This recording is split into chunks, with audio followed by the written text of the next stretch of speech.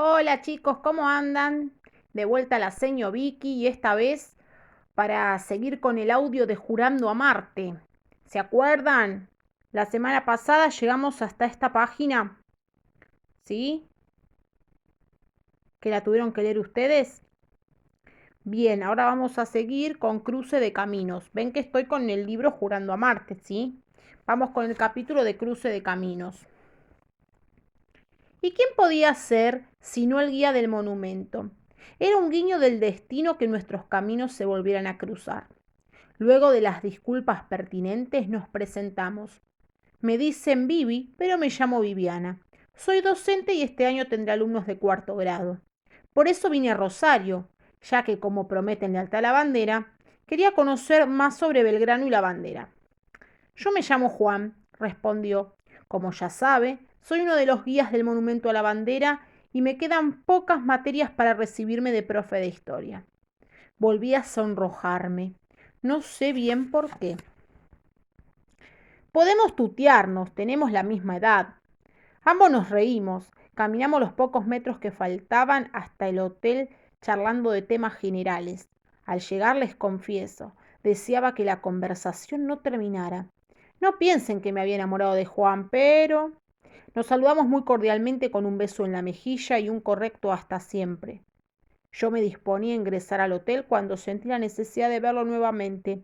Giré sobre mi eje y para mi sorpresa él también lo hacía.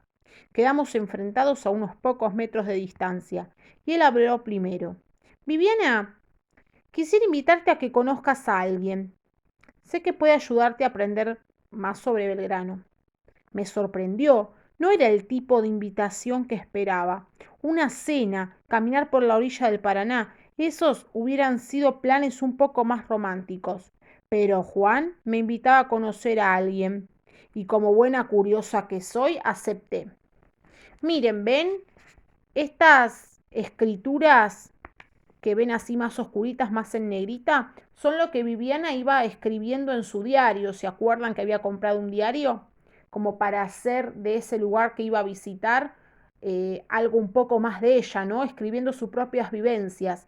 Y ahí que escribió, miren, es lindo, Juan. Y corazoncitos. Me parece que se habrá enamorado Viviana, ¿no? ¿Qué les parece a ustedes?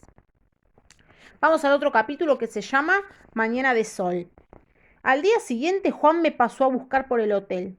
Caminamos unas cuadras, tomamos un colectivo para luego volver a caminar varias cuadras más. Durante todo el trayecto hablamos de ambas familias, de nuestros gustos, de cómo eran nuestras vidas, pero en ningún momento develó a quién íbamos a visitar. Era un barrio de casas bajas. En todas las veredas, añosas, árboles parecían ponerse techo a la calle. Las construcciones eran bastante antiguas, con jardines en la entrada, pero en la casa en la que nos detuvimos tenía un encanto especial. Si bien su arquitectura era similar al resto, esta resaltaba, les diría que brillaba. Las rejas negras de la entrada eran el marco perfecto para un jardín lleno de rosas. Todo se encontraba bastante cuidado. Juan golpeó las palmas y gritó: Don Francisco, don Francisco, soy Juan. Sonriente me miró y dijo: Camina lento, debemos tener paciencia. Fue fácil entender que veníamos a visitar a una persona mayor. ¿Sería su abuelo? A pocos minutos hizo su aparición. Para mí fue como ver a mi abuelo, pero más viejito. Quizás llega un punto donde todos los abuelos se parecen. Tenía razón, Juan caminaba lento y algo encorvado. Don Francisco, apoyándose en un bastón de madera con empuñadura de metal, más allá de sus años y por estar en su casa, vestía muy elegante. Creo que Juan le había avisado de nuestra visita. Sus ojos transmitían paz. Juan realizó la presentación. Viviana, una amiga. Don Francisco, como un abuelo para mí y un gran maestro. El viejito y sonrió y respondió: Esta juventud siempre tan exagerada, pero pasen, pasen, que ya tengo listo el mate, porque usted toma mate, ¿no, señorita? Solté una pequeña risa y asentí con la cabeza, mientras en voz baja le recriminaba a Juan el no haberme avisado a dónde veníamos, así compraba unos bizcochitos en la panadería. Está todo bajo control, me respondió, mientras sacaba de su mochila varios paquetes de galletitas. Con su debilidad, me susurró. Caminamos por un pasillo lateral a la casa que desembocaba en un gran patio lleno de plantas y flores, todo muy cuidado, si pensamos que el habitante era una persona tan mayor. Una parra, infectada de uvas, oficiaba de techo para una pérgola que apenas se dejaba ver. Debajo una mesa de jardín con 4 sillas. Nos sentamos allí y Francisco vociferó. Ángela, Ángela, ya llegó Juan y su novia. Por favor, trae la pava y el mate. Le dijo que era la novia, miren, Francisco. Intenté explicarle que yo no era la novia de Juan, pero don Francisco solo respondió que hacíamos linda pareja.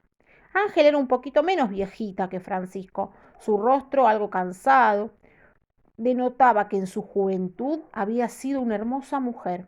Con su lento andar, traía una bandeja con todo lo necesario. Juan se levantó de inmediato y le ayudó con las cosas. Muy cariñosa me dio un beso y como retando a Juan dijo, era hora de que nos presentes a tu novia. Fueron en vano mis intentos por explicarle que no solo no era la novia, sino que nos habíamos conocido el día anterior. Conversamos durante largo rato, siempre acompañados por ricos mates que cebaba doña Ángela. La sombra de la parra nos protegía del intenso calor del verano rosarino. Una suave brisa húmeda recorría el jardín. Francisco era profesor de historia, ya jubilado. Dictó clases en escuelas secundarias y en el profesorado. Allí lo conoció a Juan y entablaron una amistad. Eran los últimos años de uno y los primeros del otro. La pava se quedaba sin agua y acompañó a doña Ángela a la cocina para calentar más. Como al pasar le mencioné lo cuidado del jardín y como 2 personas mayores lograban en ese estado, me sorprendió su respuesta. Juancito viene todas las semanas a cortar el pasto y a acomodar el jardín. Nos armó un pequeño sistema para regar, así no tenemos que cargar con baldes y regaderas, cosa imposible a nuestra edad y con nuestros achaques. Y continuó. Es tan caballero y dedicado. Mientras cuida el jardín se pasa horas hablando con Francisco de fútbol, de política, pero sobre todo de historia. Es la gran pasión de los dos. Y después me voy a mirar la novela de la tarde. Algunos días se queda a cenar y otros lo echo para que vaya a estudiar y descansar un poco. No sabés lo feliz que me hace que tenga novia. Espero que también nos vengas a visitar seguido. No quería desencantar a la señora, pero tampoco podía ocultarle que no éramos novios. Ángela, con Juan solo somos conocidos. Le dije, pero ella continuó en lo suyo como si no me escuchara. Estábamos cerca del mediodía. Las charlas se sucedían, muy interesante, pero más allá de que don Francisco era profesor de historia, yo seguía sin saber qué más podía aportarme sobre Belgrano. Doña Ángela preparó unos ricos sándwiches de pan tostado, manteca y fiambre, acompañados de una refrescante limonada hecha con los frutos del limonero que había en el jardín. Cuando finalizamos el improvisado almuerzo, la viejita anunció que era hora de su novela y se retiró con un cariñoso hasta luego. Francisco también realizó un anuncio. Para mi sorpresa, informó que dormiría una corta siesta bajo la parra y sin más comenzó a roncar. Juan sonrió tímidamente, ya tenía en sus manos una tijera y cortó unas hermosísimas rosas blancas que luego colocó en un florero. Para mí reservó una color bordó. Era un pimpollo que aún no se abría del todo. Fue un momento casi romántico, que yo por mi ansiedad o por temor, quizás rompí preguntando, ¿cuándo tendremos noticias de Belgrano? Tranquila, me respondió, aunque con una mueca de fastidio en su rostro. No sé si por romper un lindo momento o por mi ansiedad. Esta es una pluma, ¿sí? Con la que se escribía antes en el papel, ¿sí? En el extremo de la punta se mojaba con la tinta y ahí se escribía, ¿sí? En las épocas de Belgrano. Sorpresas te da la vida, ¿sí? El último capítulo que leemos por hoy. La siesta de don Francisco fue realmente breve. Despertó revitalizado e informó. Vamos a lo nuestro, que ustedes no vinieron a pasear y yo tengo muchas cosas que hacer. Venga, señorita, siéntese aquí a mi lado. Juancito, trae aquello. Sí, sí, eso que vos sabés. Las indicaciones a Juan me sonaron muy extrañas. Mientras él se dirigía al interior de la casa, yo cumplía en sentarme al lado de don Francisco, que comenzó con su relato. Nací hace 90 años, aunque parezco mucho más joven. Mi padre trabajaba sin descanso y mi madre hacía malabares para que no nos faltase nada en casa, ni a mí ni a mis hermanas, aunque eso significara que ella o mi padre se privaran de muchas cosas. Eran épocas difíciles para el país y para el mundo. No tuve una infancia fácil, pero le aseguro que sí feliz. Gracias al esfuerzo de ellos pude estudiar y ser profesor de historia. Siempre me gustó y mucho más cuando la conocí en profundidad. Mis hermanas no estudiaron, porque como usted sabrá, en esos años no se usaba que la mujer estudie. Por suerte para todos, esas cosas quedaron atrás. Recuerdo el día que me recibí. No hubo una gran fiesta, ya que no disponíamos de los recursos, pero sí una hermosa cena familiar. Mi padre cocinó asado a leña, mi madre preparó ensalada de papa con huevo, ajo y perejil, que es mi favorita. Usamos la vajilla que estaba guardada en el vargueño, la reservada para las grandes ocasiones, y vaya si ese día fue para mí, no solo por la graduación, sino por lo que sucedería más tarde.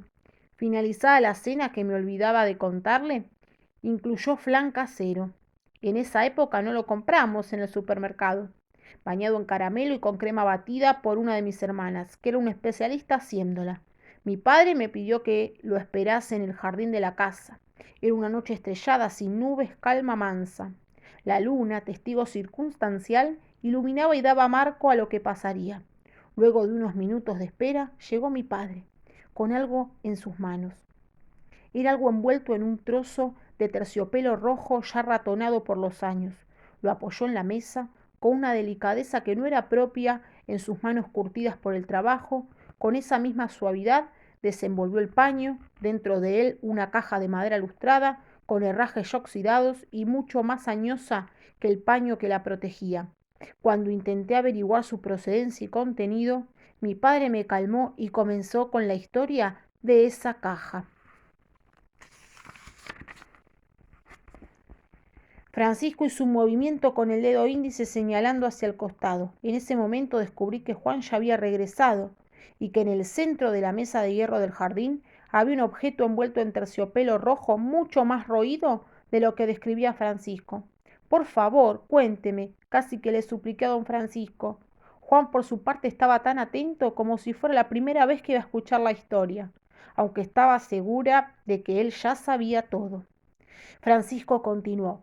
Esa noche mi padre me dijo que la mejor herencia que podía dejarme era la posibilidad de un estudio y que yo había cumplido con mi parte, esforzándome de manera ejemplar, que en esa caja había algo que pertenecía a la familia desde hacía mucho, mucho tiempo. El padre de su padre, mi bisabuelo, fue un hombre nacido en esta zona, llamada por entonces Capilla del Rosario. Solo existían un centenar de viviendas, más ranchos que casas, una plaza y la capilla que daba nombre al poblado. No había más de 600 habitantes, entre los que se encontraban mis antepasados. Tenía una pequeña casa, algunas tierras y muchos hijos, como sucedía en aquellos tiempos. Cuando estalló la Revolución de Mayo, mi bisabuelo Onofre, así se llamaba porque había nacido un 12 de junio, fecha de la festividad de ese santo, era un joven de unos 15 años, calculo yo.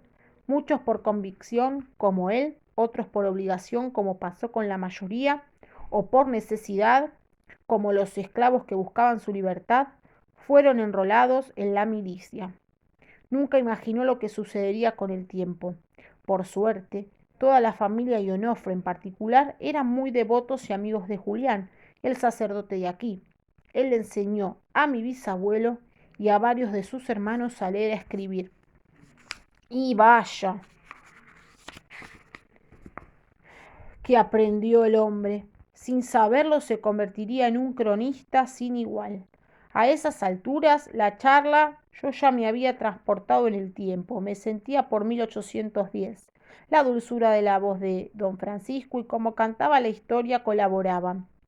Solo desvié levemente la vista y observé en el rostro de Juan una sensación similar. Su cuerpo estaba en el sillón, pero su mente volando por el virreinato del Río de la Plata.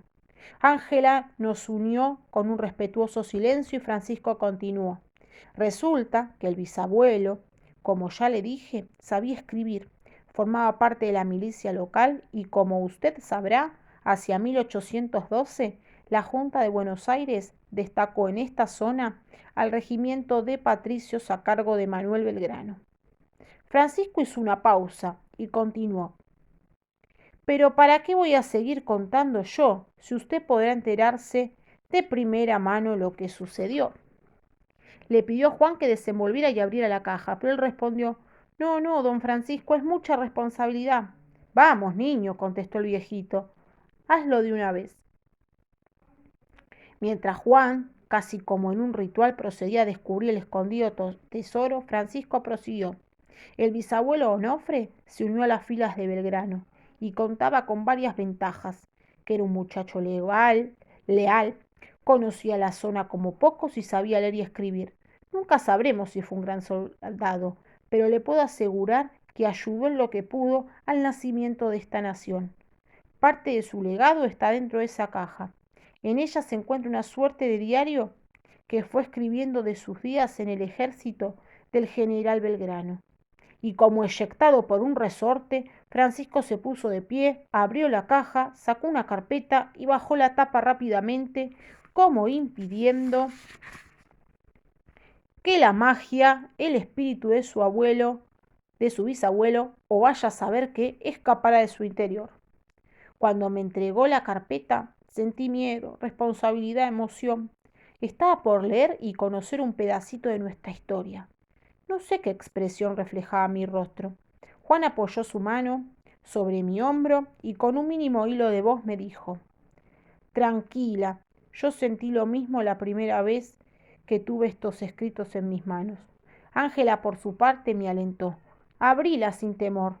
Los papeles en su interior están preservados de tal forma que se pueden leer sin que se deterioren. No puedo, llegué a decir antes de ponerme a llorar como una pequeña. Es demasiado honor. No me creo merecedora de esto. Francisco, que continuaba de pie, besó mi frente con la misma ternura que lo hacía mi abuelo y me susurró. Esto es lo que viniste a buscar a Rosario. Vos y tus futuros alumnos se lo merecen. Suspiré hondo, tomé coraje y me dispuse a sumergirme en esta historia. ¿Qué tendría esa caja, no? ¿Qué dijeron que había dentro de esa caja que estaba forrada eh, por una porción de terciopelo? ¿Sí? ¿Qué tendrá? ¿Qué tendrá? Miren la siguiente, cita con la historia. Ese es el siguiente capítulo que nos toca leer. Espero que les haya gustado los capítulos que leímos en el día de hoy, ¿sí? Que los vamos a recordar. Para recordarlos vamos a mirar el índice de Jurando a Marte y hoy leímos Cruce de caminos, Mañana de sol y Sorpresas te da la vida. La próxima vez que nos encontremos leeremos Cita con la historia 1. Y bueno, después tal vez le agreguemos 2 capítulos más, tal vez se los lea yo o tal vez lo tengan que leer ustedes. Este videito se hizo un poco largo, pero bueno, sabemos que estamos recordando, conmemorando, ¿sí? Porque lo recordamos con nostalgia, el 20 de junio, ¿sí? Hoy, que es el día que les estoy filmando este videito, Manuel Belgrano muere, ¿sí? En Buenos Aires, muy empobrecido y casi sin reconocimiento, ¿sí? Solo un diario de la época habló de su muerte. Un hombre que, como decía ahí el libro, ¿no?